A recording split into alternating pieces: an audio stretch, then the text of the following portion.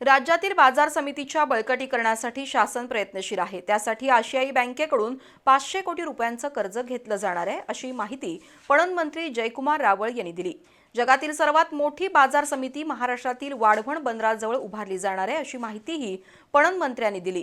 कोल्हापूर बाजार समितीचं राष्ट्रीय बाजार समितीमध्ये रूपांतर होणार नाही, अशी ग्वाही नामदार रावळ यांनी दिली आहे।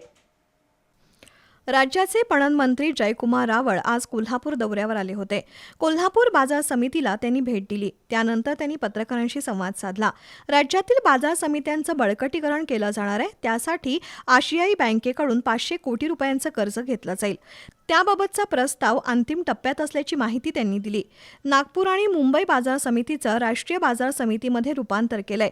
पुणे बाजार समितीची उलाढाल मोठी असून पुढील काळात पुणे सुद्धा राष्ट्रीय बाजार समितीमध्ये येईल।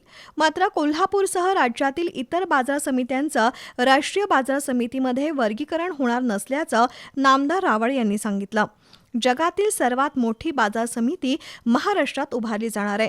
त्यासाठी पालघर जिल्ह्यातील डहाणू तालुक्यातील वाढवण बंदराजवळ राज्य शासनानं जमीन उपलब्ध करून दिली आहे। लवकरच या बाजार समितीच्या उभारणीला सुरुवात होईल, अशी माहिती पणन मंत्री जयकुमार रावळ यांनी दिली। आपल्याला पुढे जायचं आणि मग राष्ट्रीयच्या वर आंतरराष्ट्रीय मार्केट यात आपल्याला तयार करण्यात, याच्यासाठी सरकार स्वतःचे जवळपास 1401 एकर जागा आम्ही डेजिग्नेट केली। ती वाढवण बंदराच्या 440 किलोमीटरवर आहे। तिथे रेलपोर्ट आहे, एअरपोर्ट आहे, सी पोर्ट आहे, मुंबई दिल्ली जाणारा एक्सप्रेस हायवे आहे आणि मग अशा एक आधुनिक पद्धतीचं जगामधलं सर्वात मोठं मार्केट कमिटी हे पॅरिसमधल्या रुंगीस मार्केट आहे। साधारणतः 550 एकरवर आहे।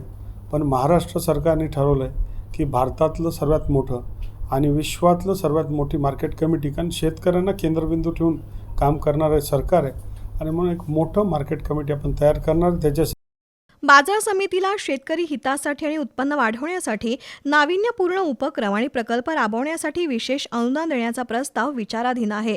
प्रकल्पाच्या एकूण किमतीच्या 20% रक्कम बाजार समित्यांचा हिस्सा असेल, तर उर्वरित 80% रक्कम शासनाकडून अनुदान स्वरूपात दिली जाईल, असं त्यांनी स्पष्ट केलं।